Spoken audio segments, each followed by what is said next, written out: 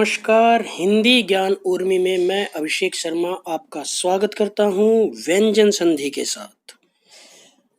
व्यंजन संधि किसे कहते हैं? दो व्यंजनों के मिलने से या स्वर और व्यंजन या व्यंजन और स्वर के मिलने से जो विकार उत्पन्न होता है उसे व्यंजन संधि कहते हैं।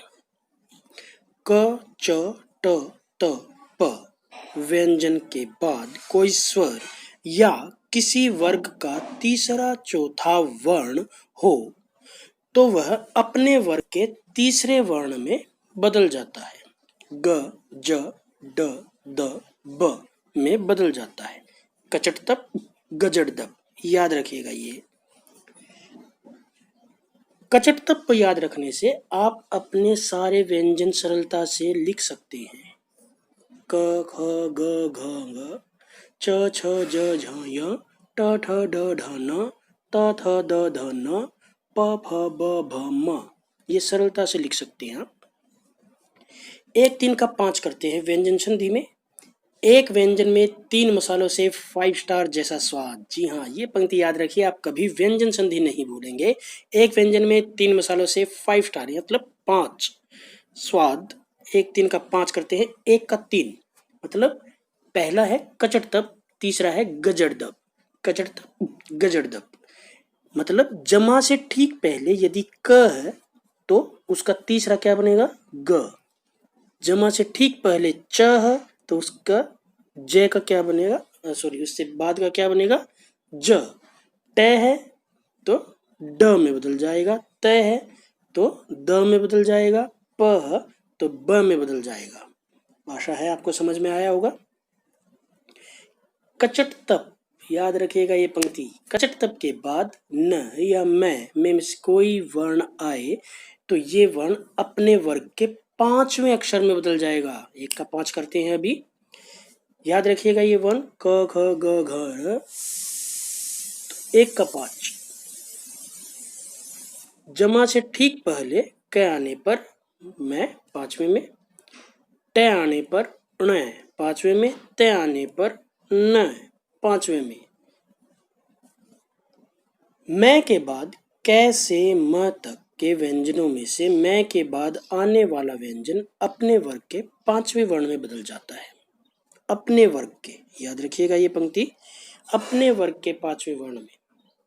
तो कै का वर्ण है 5वां न, अलम जमा कार, तो मैं किस में बदल गया?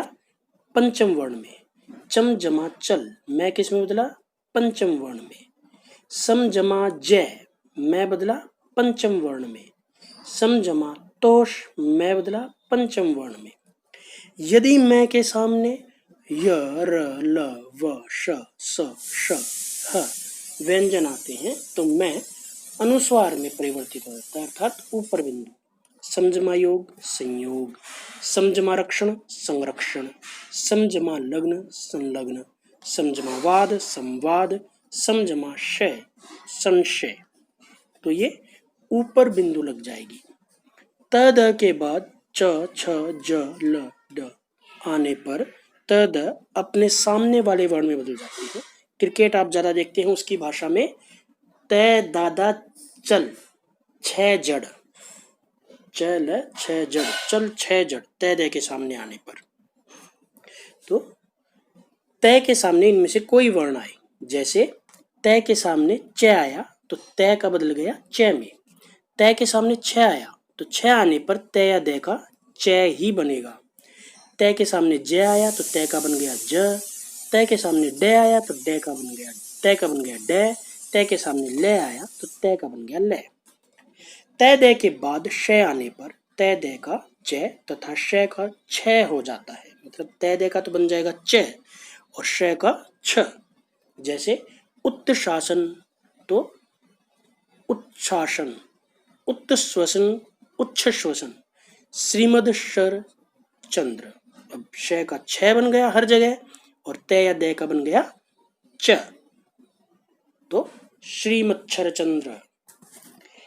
ई, री, र, श या इनके मध्य में स्वर क, प वर्ग या य, व, ह आए तो न का ण हो जाता है, न होगा ना जो, उसका ण हो जाएगा। जैसे री का री जमा न ऋण,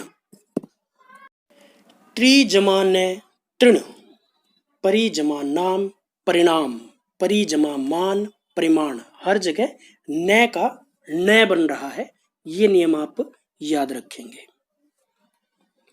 ई या ऊ के सामने से आने पर से का श बन जाता है। जैसे अभी जमा सेक, अभिषेक, अभिषेक।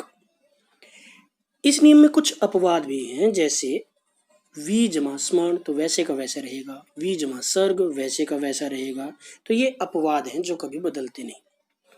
श के सामने त आने पर ट हो जाता है, श के सामने थ आने पर थ का ठ हो जाता है। जैसे शिष जमा त शिष्ट, शश जमा थ षष्ठ, तो त का ट और थ का ठ हो जाएगा श के सामने आने पर।